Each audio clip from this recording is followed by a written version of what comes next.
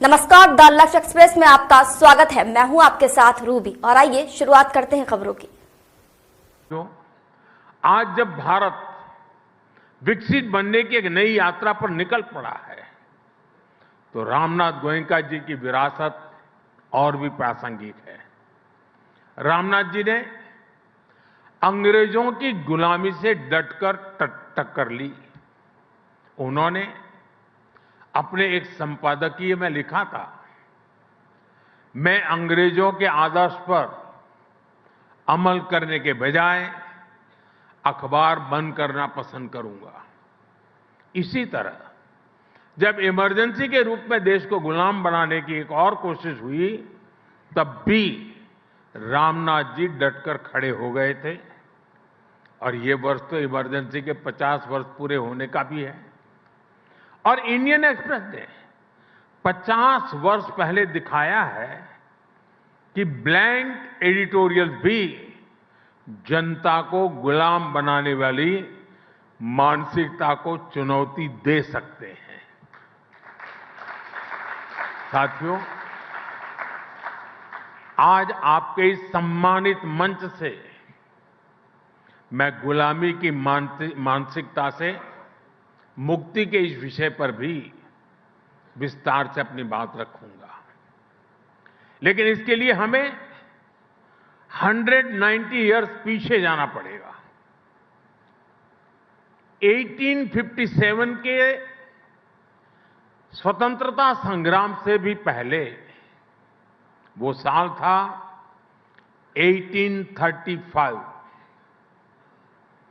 1835 में ब्रिटिश सांसद Thomas Babington Macaulay ने भारत को अपनी जड़ों से उखाड़ने के लिए एक बहुत बड़ा अभियान शुरू किया था।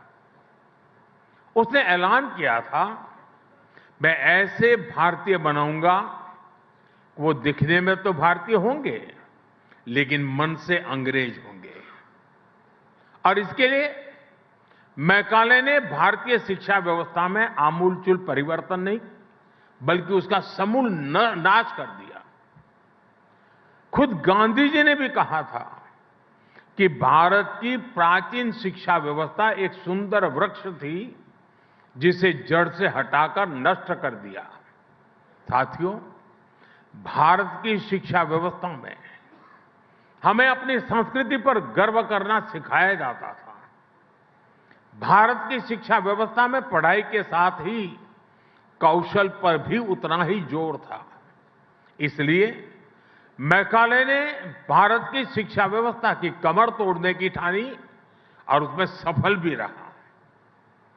मैकाले ने यह सुनिश्चित किया कि उस दौर में ब्रिटिश भाषा, ब्रिटिश सोच को ज्यादा मान्यता मिले और उसका खामियाजा भारत ने आने वाली सदियों में उठाया। साथियों, मैकाले ने हमारे आत्मविश्वास को तोड़ दिया, हमारे भीतरहीन भावना का संचार किया। मैकाले ने एक झटके में हजारों वर्षों के हमारे ज्ञान विज्ञान को, हमारी कला संस्कृति को, हमारी पूरी जीवन शैली को ही कूड़ेदान में फेंक दिया था। वहीं पर वो बीज पड़े कि भारतीयों को अगर आगे बढ़ना है, अगर कुछ बड़ा करना है तो विदेशी तौर तरीकों से ही करना होगा। और ये जो भाव था वो आजादी मिलने के बाद भी और पुख्ता हुआ। हमारी एजुकेशन, हमारी इकोनॉमी, हमारी समाज के एस्पिरेशन सब कुछ विदेशों के साथ जुड़ गई। जो अपना है उस पर गौरव करने का भाव कम होता गया। गांधी जी ने जिस स्वदेशी को आजादी का आधार बनाया था उसको पूछने वाला ही कोई नहीं रहा। हम गवर्नेंस के मॉडल विदेश में खोजने लगे। हम इनोवेशन के लिए विदेश की तरफ देखने लगे। यही मानसिकता रही जिसकी वजह से इंपोर्टेड आइडिया, इंपोर्टेड सामान और सर्विस सभी को श्रेष्ठ मानने की प्रवृत्ति समाज में स्थापित हो गई।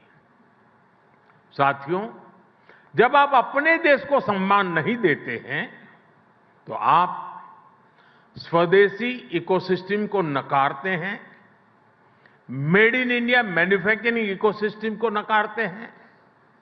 मैं आपको एक और उदाहरण, टूरिज्म की बात करता हूं।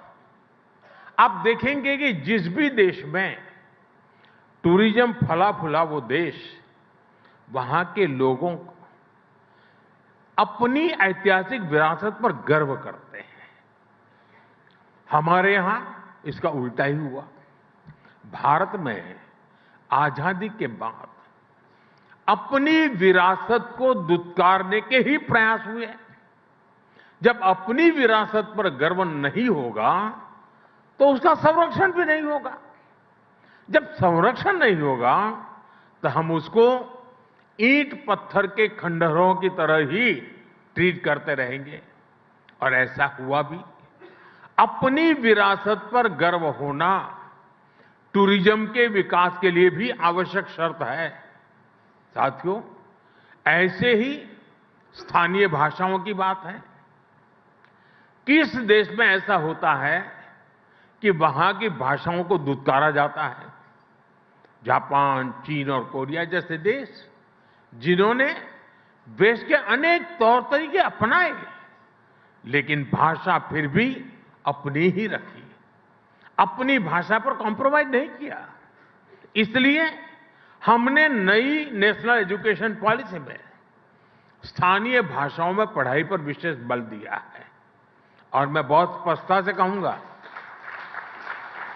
हमारा विरोध अंग्रेजी भाषा से नहीं है, हम भारतीय भाषाओं के समर्थन में हैं।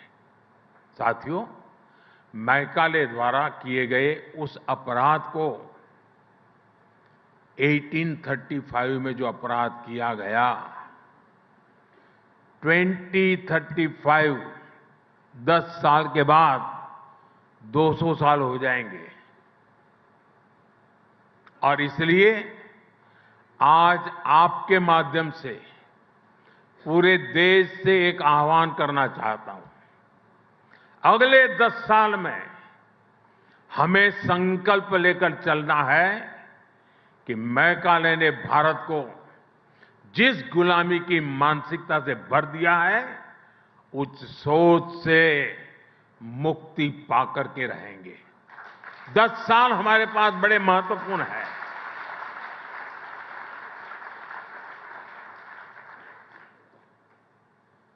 मुझे याद है एक छोटी घटना।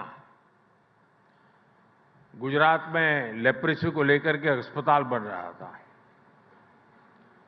तो वो सारे लोग महात्मा गांधी जी से मिले उसके उद्घाटन के लिए। तो महात्मा जी ने कहा कि मैं लेप्रेसी के अस्पताल के उद्घाटन के पक्ष में नहीं हूं, मैं नहीं आऊंगा, लेकिन ताला लगाना है, उस दिन मुझे बुलाना, मैं ताला लगाने आऊंगा। गांधी जी के रहते हुए इस अस्पताल को तो ताला नहीं लगा था, लेकिन गुजरात जब लेप्रेसी से मुक्त हुआ और मुझे उस अस्पताल को ताला लगाने का मौका मिला जब मैं मुख्यमंत्री बना।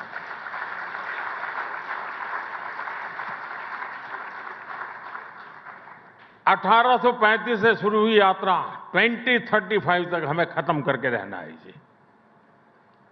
गांधी जी का जैसे सपना था कि मैं ताला लगाऊंगा, मेरा भी सपना है कि हम ताला लगाएंगे। खबरों में फिलहाल इतना ही। देश दुनिया की ताजा अपडेट्स के लिए बने रहिए द लश एक्सप्रेस के साथ। नमस्कार।